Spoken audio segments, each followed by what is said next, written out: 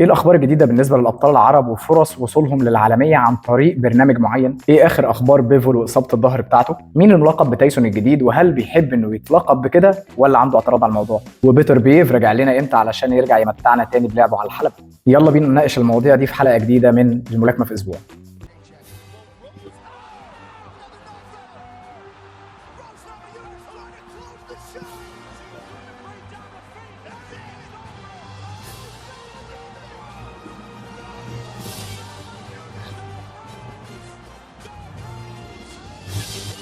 I'm gonna show you how great I am. Great I am. Great I am.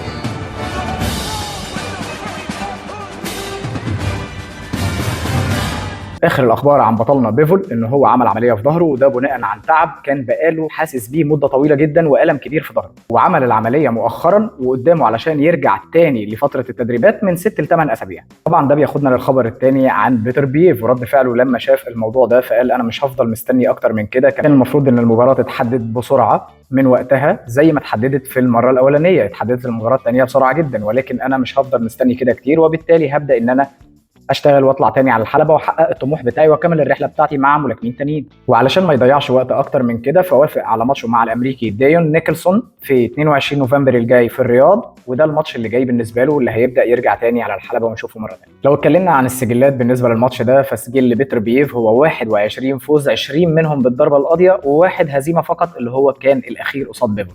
ولو اتكلمنا عن سجل الامريكي نيكلسون فهو 22 فوز، 18 منهم بالضربه القاضيه قصاد برضه واحد هزيمه فقط.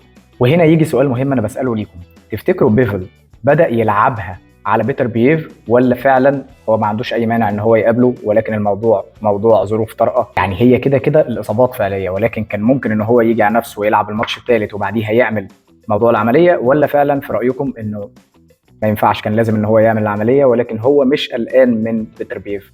ده سؤال مهم.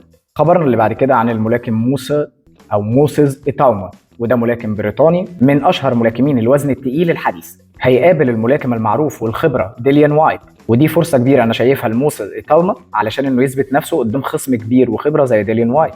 موسيز إيتاوما اللي اتلقب بتايسون الجديد، الناس لقبته بتايسون الجديد، ولكن لما اتعامل معاه مقابلات قال ان هو ما بيحبش ان هو يتلقب بكده، هو ما بيحبش ان هو يكون امتداد لحد او كوبي من حد، ولكن الموضوع ان هو بيثبت نفسه للعالم كله كموسى إيتاوما.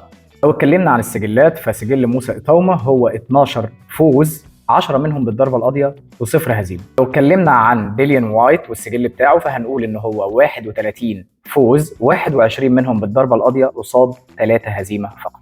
وفي ماتشات تانية قوية هتكون اندر كارد الماتش بتاع البطلين دول زي بول وجودمان، عندنا برضو فورد ضد نوفا، كمان تسوتسومي ضد اشفاق، وكمان هورجوفيك ضد اديليه. ودلوقتي جزء مهم جدا بالنسبه للابطال العرب اللي عاوزين يوصلوا للعالميه، انا شايف ان في فرصه جديده، هو فكره السبارنج اللي اتعمل بالتعاون او البرنامج اللي عملته مجله ذا رينج بالتعاون مع بوكس رو.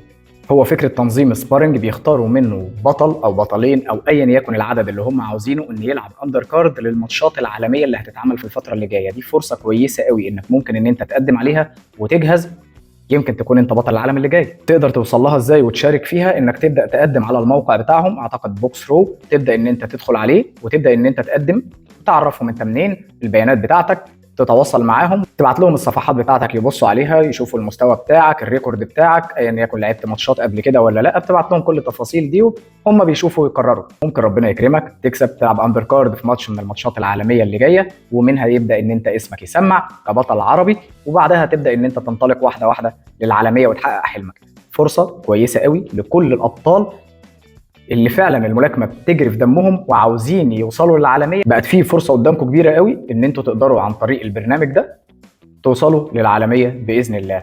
اشتغل، اتمرن، خلي الامل يدب فيك من جديد، وابدا ان انت خد بالاسباب، اسعى، اعمل اللي عليك، ومن ضمن الاخدان بالاسباب انك تبعت في خطوه زي كده يمكن تظبط معاك وتقدر ان انت من خلالها توصل وتشرفنا وتشرف نفسك وبلدك وكل العرب، وان شاء الله تحقق حلمك لان انت بطل قصتك. وفي النهايه عاوز اقول ان فاضل لنا شهر واحد يفصلنا عن مباراه القرن ما بين البطلين كانيلو وكراوفورد، ومن دلوقتي متوقعين مين اللي يكسب في الفايت ده؟ ما تنسوش تسيبوا لي رايكم. كده نكون خلصنا حلقتنا عن اخر الاخبار من الملاكمه في اسبوع. اشوفكم في حلقه جديده، كان معكم الملاكم الاولمبي رامي حلمي.